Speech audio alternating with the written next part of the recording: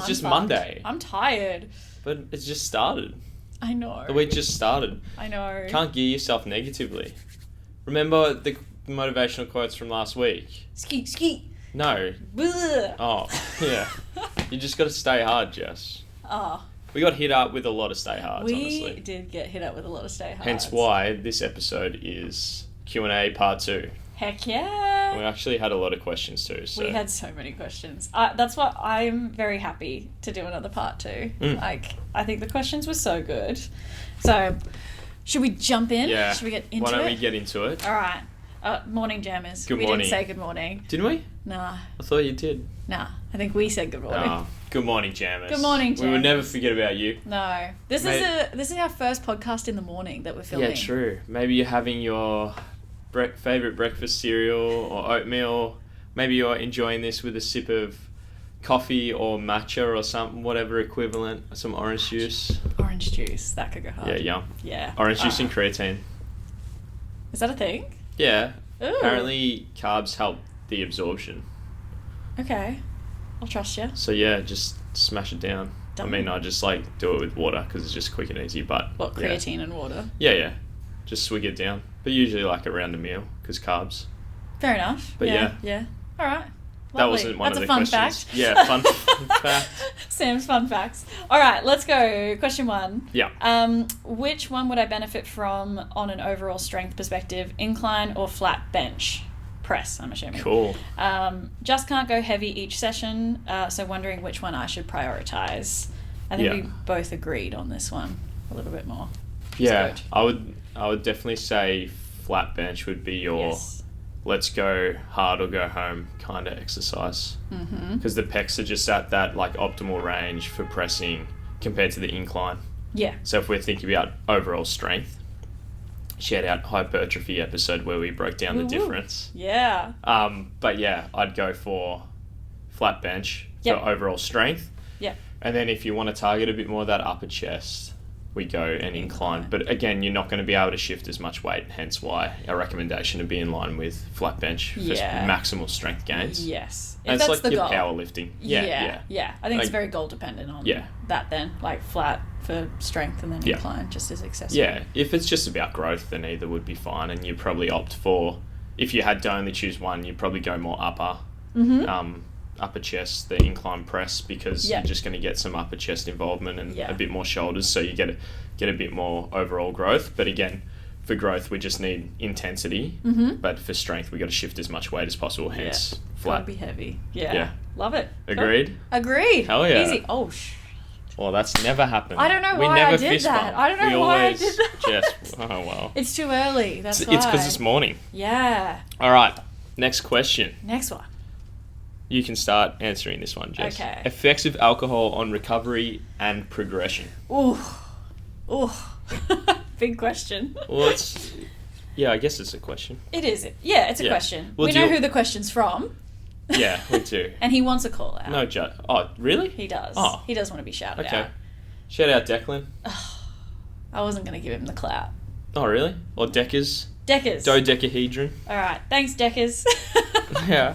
All right. All right. Maybe let's go effects of alcohol on recovery then. Yes. So recovery-wise, interferes with the rebuilding of muscle, probably more so.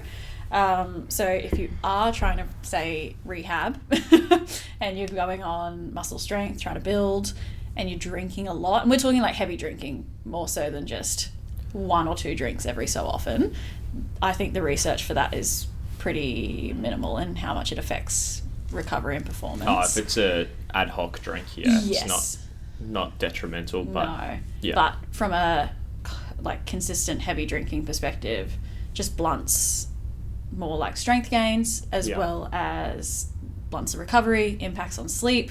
So if you're not sleeping well, shout out recovery, whichever one that was. But it's the heavier drinking, consistent drinking that will impact on more so sleep, in my opinion, and then the muscle repairing side of things. Protein synthesis. Oh, big words. Delayed. I wasn't gonna use that. Shout that out. But yeah, Shout out protein synthesis. sleep quality too. Yes. Yeah, definitely like hindered. And like if you wear a Garmin, you'll see your HRV is just rubbish, Cooked, and your REM sleep and all that. Yeah. So yeah, I just wouldn't probably do it.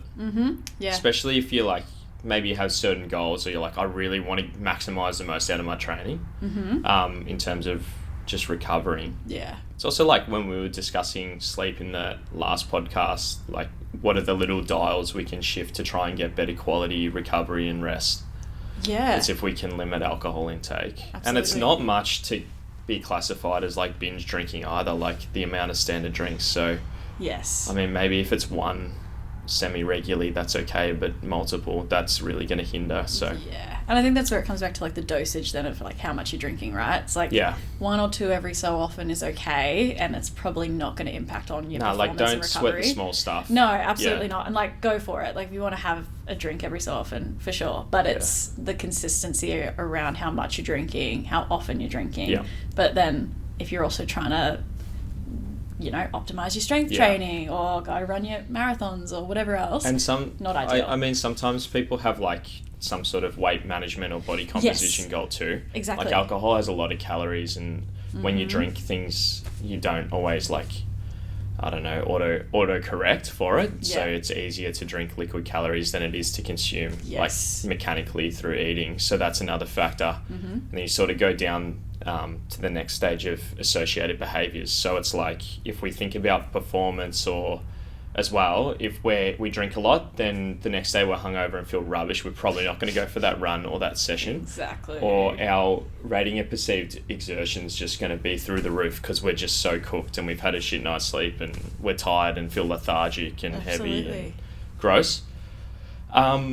But then also, like, when we drink, I don't know, when I've drank in the past... I don't drink, so I don't know. When I've drank a bit in the past, maybe at, like, a Christmas party or something, you eat a lot of food too. Because you're just, like, hungry and you're drinking and that sort of stuff. But you also go to the bathroom a lot. And that's another thing that's not ideal for if you've got to run the next day and maybe it's a bit warm or a long run, you're going to be pretty dehydrated. True. Because you're just urinating a lot. Yeah. And then you're not actually, like, rehydrating well. So... yeah, that's where even though you're drinking a lot of stuff, you're also excreting a lot of stuff too. So yeah, absolutely. Yeah, that ties into recovery and performance. But yeah. Alcohol, probably not great. Not great for cardiovascular disease risk. Not great for cancer risk. So if you can limit it and reduce it back to maybe special occasions, hey, that's pretty good. That's good. Yeah, and it's all about the dosage. Yeah, I just sort of put it out. Like we're not trying to be there's a sweet zone for everything. Exactly. And like there's really some great like. Sometimes it's about like you socializing. You might have a drink with that, and that's a really great like health promoting activity. All of that in one. Yes. If it's just like one drink. Yes. But yeah, if it adds up, not ideal. No, thank you. No, and impacts on all your other little like recovery stuff as well. I think is the big one. For sure. Awesome. Question 3. We're powering today. Maybe we're morning people. No, that's the wrong.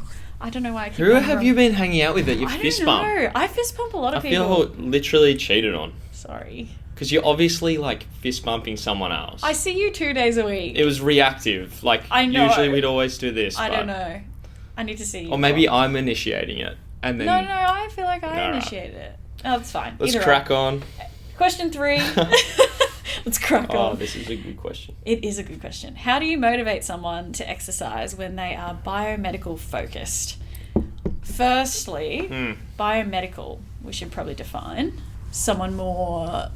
fixated on the, what would you say, maybe the structure, like stuff? Maybe something's broken that needs fixing type narrative. Yeah. All in quotation marks. It's like very, I guess, wanting to think there's something in their anatomy that is, broken or strained or bulging or causing irritation on the body, and that's what's causing their pain, like direct. Yeah, very physical problem. So probably these type of people might not consider like the other like biopsychosocial health factors as well. Like, and it's probably hard to chat pain science with them early on, and they might be a bit dismissive of it. Like, there's some studies where people receive pain science education, it'll work for some, and it's like good, like it is a helpful intervention. Yeah. But for the sort of non-responders, the people who don't feel like that pain science education is for them, where it's more like the body as a whole, and that our thoughts and feelings and prior experiences and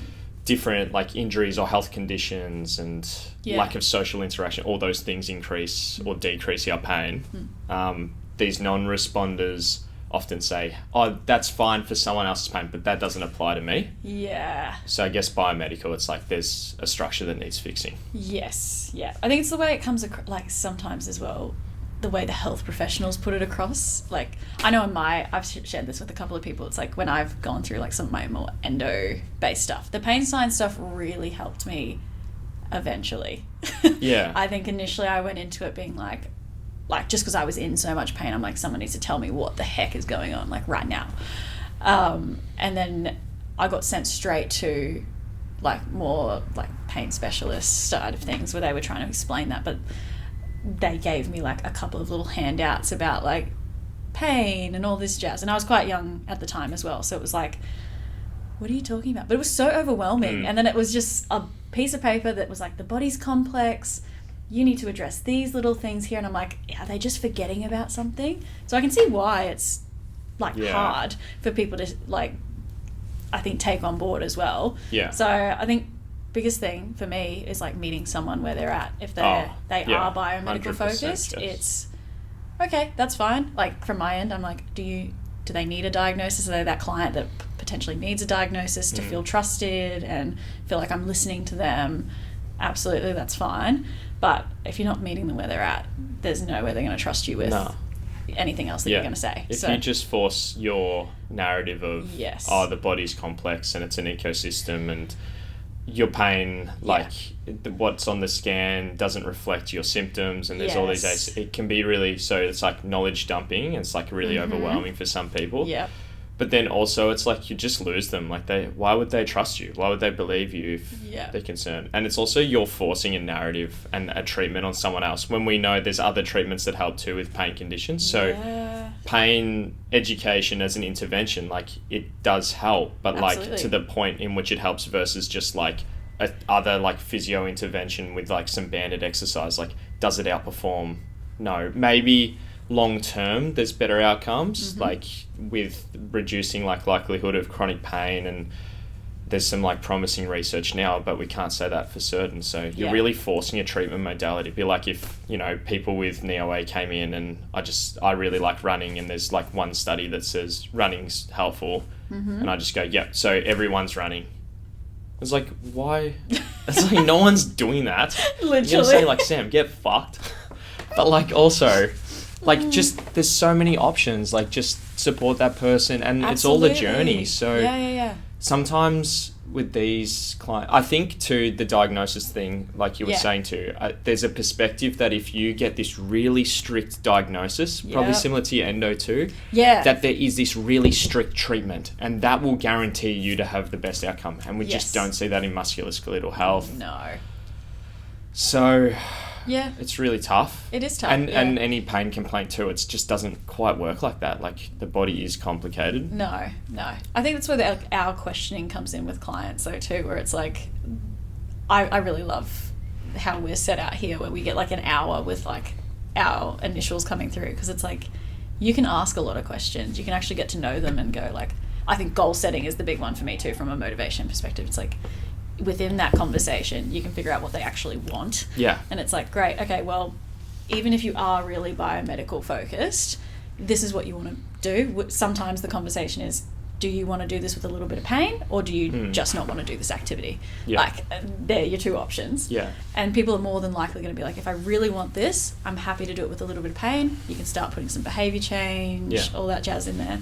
And it's helpful and like builds the trust, which is good. But I think it's building trust, goal setting, those big ones. Yeah, and not at all demonizing if you are or someone is biomedically inclined. Like that's how the health industry's been shaped and structured for years and years and years, since like forever. But and there's times and places for it as well, though, right? Too. It's like someone sprains their ankle. We're not saying, Oh, shit, ignore. Get a bit of sleep. Not like. at all are we saying ignore structure. No. But it can be a barrier if we're very fixated on fixing. Absolutely. So I probably have 2 different strategies too. So it's always meet someone where they're at. Yeah.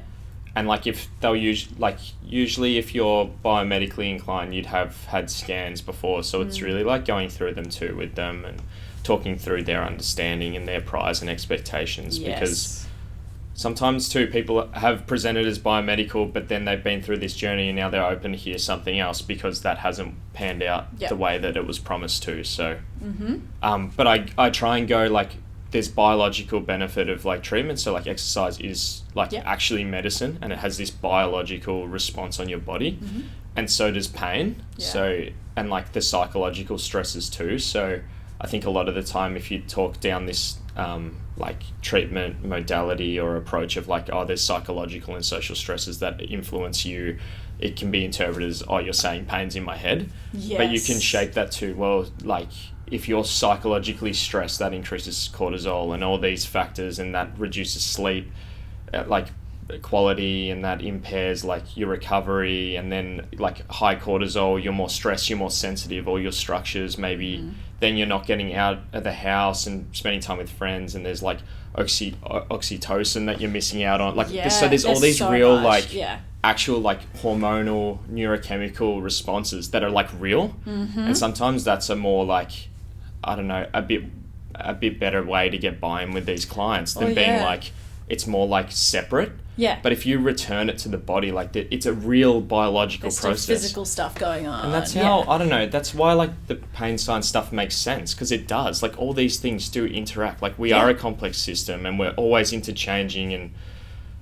it's incredible, but those factors are real and true. And sometimes that can be a little flick to be like, hey, I'm still giving you this like pain science education that I think's valuable, but I'm tweaking it to be a bit more like biological for you to consider, like, and see its influence. Yeah, absolutely. And sometimes that works all right, but and a mix of it, like both, is great. Yeah, like, and you don't have to use all those fancy words, but it's just like providing a few extra examples that aren't just go hang out with friends, your pain's better. It's like, here's how... get to sleep, it'll impact on your pain. Here's how this interacts with your body, and here's how that interacts with the structures in your body too. Yeah. And I think a lot of people are quite aware though too. Like I feel like I get a lot of clients come through with like neck pain and that type of thing. They're like, I know it's stress related.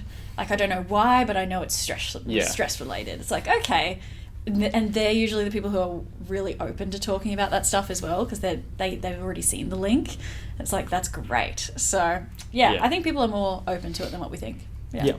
Perfect. All right, let's go next question. Damn, I reckon we did good on that one. I do too. Yeah. Oh shit, I'm doing so many different high five variations. Yeah. Oh, yeah. God. Okay. That's all right. These are our more fun ones. So we did 3 serious ones. We've got 3 fun. Well, 2 fun ones. Another one's depends what your childhood was like.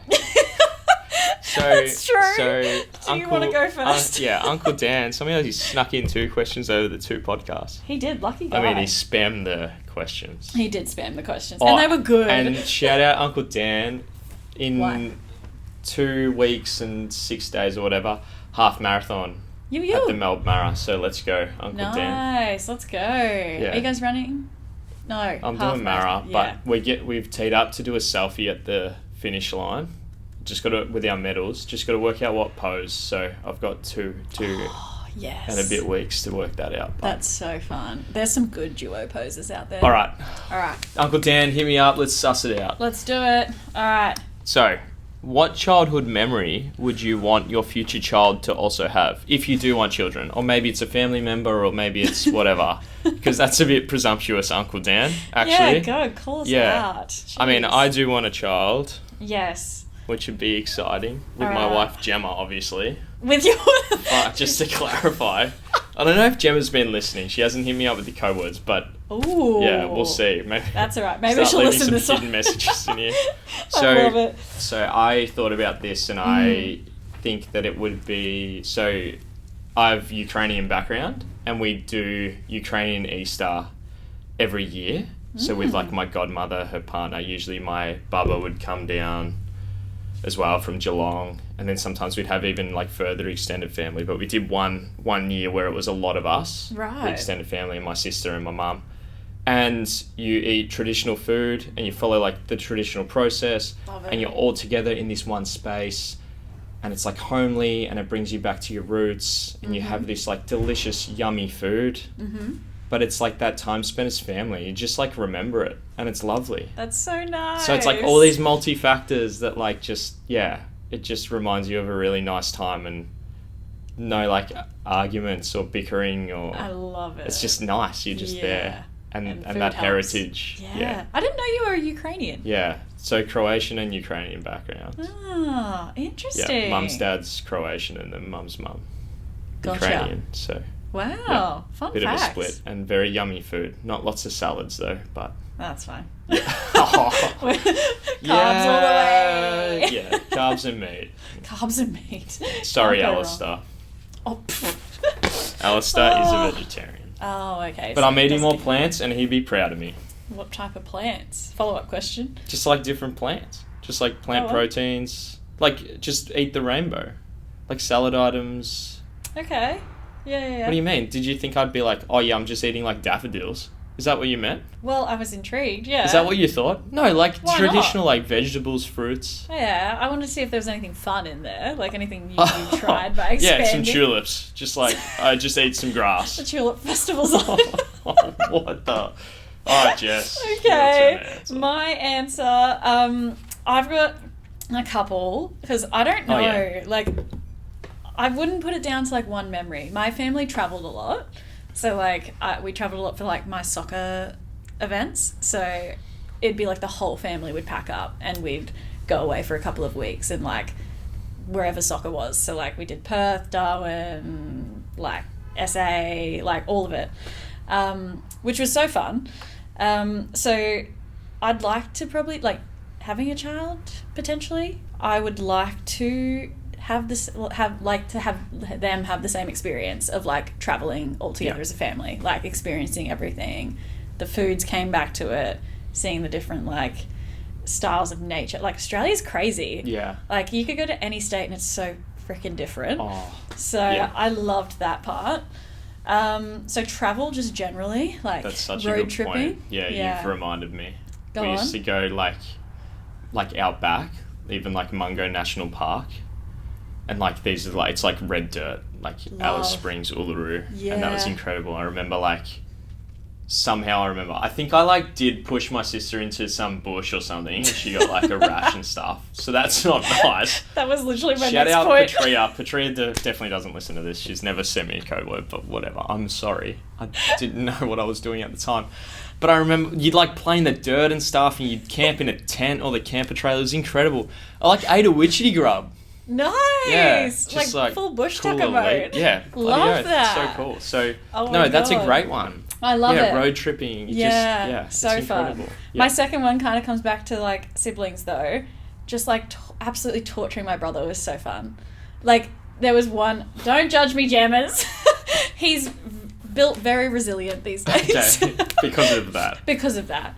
It's like we used to do a lot of like football and stuff in the backyard, and then Queensland's very like rugby league orientated. Yeah. And he would always like want to play rugby league, but I was older, and at the time he was quite short and I was really tall, so I would just throw him into the ground and be like, toughen up, and he hated it. Yeah. So that's probably what you're imagining having two kids, and I'm sure your two children would have very vast different memories. But like, look at me, and then you have to look at my brother. It's like, it made him stronger. Made him stronger. He's a very independent man now. Because of that. And we're besties. Yeah, nice. It's like, that's it. I think there was one point I tipped, like we had one can of Coke. This is such a side quest story. We had a can of Coke and we weren't allowed to drink soft drinks, and Mum and Dad were like, you have to share the can of like Coke. Yeah. And I sound like an asshole actually. Yeah. But anyway, he starts drinking the can of Coke and I was like, you have your half first and then I'll finish the other half. And he just started drinking it and I was like, he's taking too long. So I grabbed the can and like tipped it into his mouth really fast that it shot out his nose. And then I took the can and I was like, all right, you finished your half. And he's like, I didn't even have my half. It came out my nose. Well, shout out Jess's brother. Shout out David. Yeah. Sorry, David. Oh, God. I sound like a terrible sister. You should write him a letter. He's coming to see me in a couple of months. It's fine. Yeah. I'll could give him a letter. He listens. Write it in a letter. It's just a bit more formal and nice. And I'd like to apologise. Yeah. For absolutely nobody. Yeah. Skeet. Yeah. Oh my God. All right, there's that question. They're good. Well, they're good memories until the part where you said you tortured your brother. Well, you pushed your sister into a bush. Facts. All right. Okay. Next one. If you're having a bad day, yes. how do you still show up for your patients? Oof. That's a fun question. I think it's more like, I'm very honest as well with my clients, I feel. I don't know if you're the same. It's like when they come in. No, I lie. Do you? Some people do, I feel.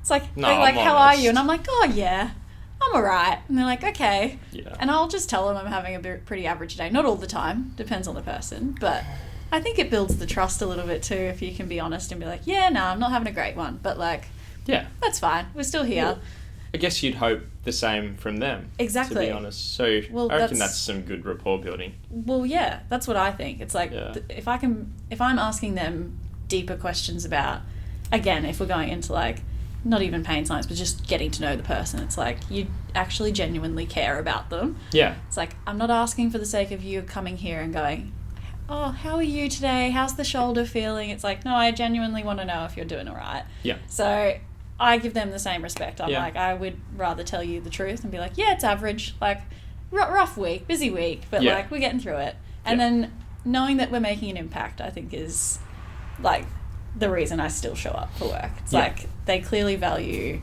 what we have to say if they're taking time out of their day to come and talk to us, ask questions, whatever else. So I think it's just knowing that we make a difference, and then I just like being honest and telling them. That's fair. Yeah.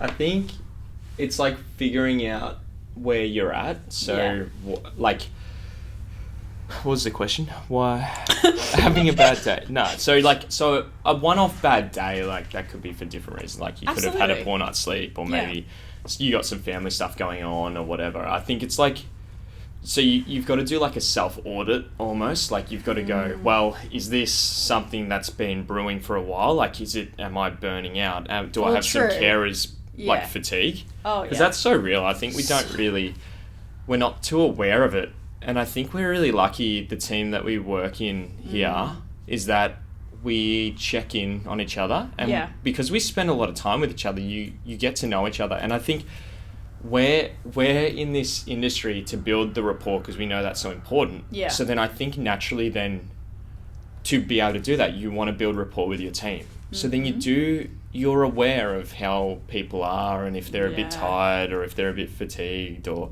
maybe it is things haven't been going that well for a bit and you need that support. So I think leaning in on those supports is important just as much as our patients lean in on us, or we try and like delegate like to an interdisciplinary team and that sort of thing. Yeah, absolutely. So I think that's important. So if it's just a bad day, so for me, I'd be like, yeah, all right, I'm having a coffee.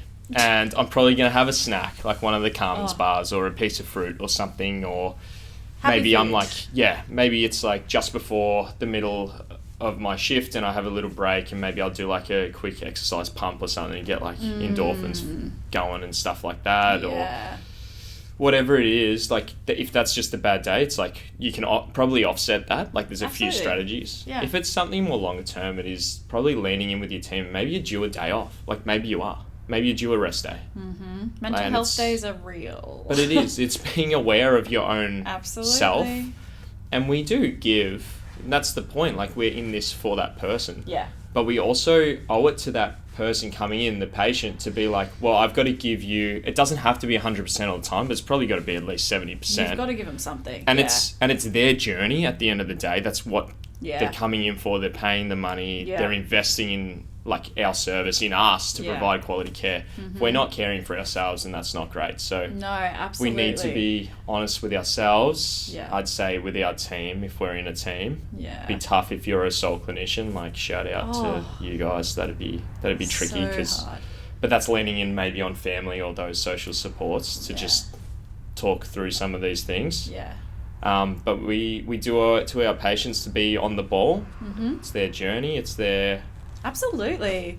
And I think that's like so real though too. Like I feel like there's for me anyway, I don't like speaking on behalf of others, but like the guilt part of being like, I'm not here today, or like I'm not... Yeah, you're not present. I'm not present enough. Yeah. And then there have been some days I've pushed through that as well, where it's like, it's just, I feel guilty all day that like the person in front of me is just not getting the care that they deserve as well.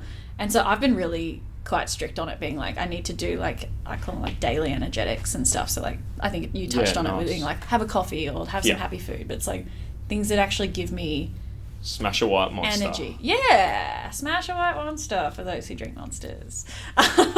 But like do something good. Yeah. Do something that makes you feel recharged and good. Yeah. To at least be present for that period and then sort your stuff out. Like I think is my thing. Yeah. I reckon I've been mid-consult and I've realised I wasn't present. And I was like, fucking switch on here, mate. Like this person's here for you. Yeah. Like it's a short time. You're gonna get it, you're gonna have a break or you're gonna whatever soon, like you can sort your shit out then, but you've got to be present. And I've been able to notice that. So I think it's tough if you're not aware to it, and sometimes you don't notice till a bit later in the day or something, but you can still always change, you can still always do better. You don't have to wait till the next day or the next week or the whatever. Absolutely. Just fix your funk. Just do it. Yeah. And then rely on your supports after. But don't get me wrong, it's tough. But if you don't, self-audit and show up for yourself as much as you show up and listen to your patients, I think then... Absolutely. Yeah, it's going to be really tough for everyone. So. Yeah. All right, last question. I'm so excited. This one's so rogue. This is a good one. If you could treat a sea creature, what would it be and what injury would it have? So be starfish. You decided starfish? Did you have that too? I did have starfish, but you give your reason first. Yeah, so it'd be like probably just like a limb's just blown off somehow. Because... What? Yeah, they just like lost one of their little fins or whatever that's called. Fins? Yeah. Oh, you're so educated. Or it's stars or whatever. I don't know. But like it's just blown off. And starfish. as long as... Should that be our secret word? Starfish. Oh, yeah, nice. that was good. That was good. Yeah. Okay. Starfish.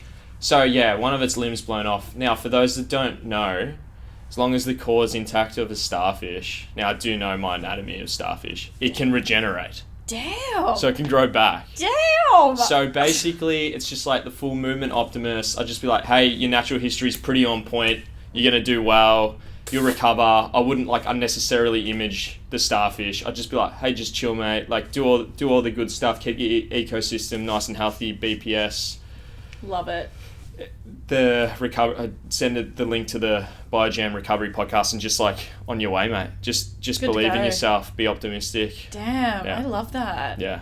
Jeez. Okay, well, mine was not as in-depth as that for the starfish. Mine was like, I'm pretty sure they don't... Go on, starfish anatomy guy. I'm pretty sure they don't have spines. No. They don't, yeah? They don't have a back. No, sure. So I think they would come with a lot of like back complaints. Because they don't have a spine. Yeah, exactly. Like they don't have a spine present, so they'd be like, oh shit, like I'm so sore. What? Okay, well, I'm going to go to my second one then. Sharks biting everything, TMJ problems. All right. Jaw problems. Bruce from Finding Nemo. Yeah. Poor bloke. Yeah. So what would you do then? TMJ's not my like... So what, you're going to put your hand in the shark's mouth and give it a rub? Yeah, we can do some internal release or something. You're going to put in a shark? Not me. I'll get another shark physio to do it. Ah, that's fair. Yeah. That's really sensible. Yeah. What, with their little fin? How would they do that? True. You haven't thought of it. See, I take every question really seriously because I care about the Biojammers experience on this podcast, and you just like come in with these two really goofy responses. You also said starfish and you took my answer. That's what I'm going with. Code word, starfish. Starfish. Code word, Jess doesn't know starfish anatomy. I and then said a silly goofy spines. answer with the sharks. The shark one was good. It kind of made me laugh, and then you said the shark physio. I thought it was funny, but then the practicality is really silly. I just wish you weren't so practical. No, just like your sweat answer. No, that I knew was you were so going to goofy. bring this sweat answer so up. Goofy, such a risk. You know what? It's You know what? Well, we don't have another Q&A for a while, and means Jess and Sam won't argue as much. As much. Yeah. All right. Well, that wraps us it up. What's this? Episode 7? Yeah. Woo! Wowee. So what? Episode 12 is our season last 1 finale. Yeah. So Nice. we've got quick math. How many till 12? 5. 5 for the 5 fins of the starfish. Nice. Next episode. Dunno. Endo. Maybe. Oh, okay. Let's do that. Yeah. Oh, all right. Let's do it. Thought we arranged that. Okay. Yeah. Let's do it. Sounds good. Done. Booyah. All right. Thanks Nice for work. listening, Jammers. Thanks for listening, and happy... Well, I guess they always listen in the morning anyway, so it doesn't really matter when we record. Happy Monday morning. But yeah, happy Monday morning if you're listening Monday morning. Happy Tuesday morning, Tuesday evening, Tuesday lunchtime, Tuesday... Let's go. All right. Bye. Leave a starfish in the comments or give us a starfish high five in the clinic. Yeah, sounds good. All right. Bye. Bye, Jammers.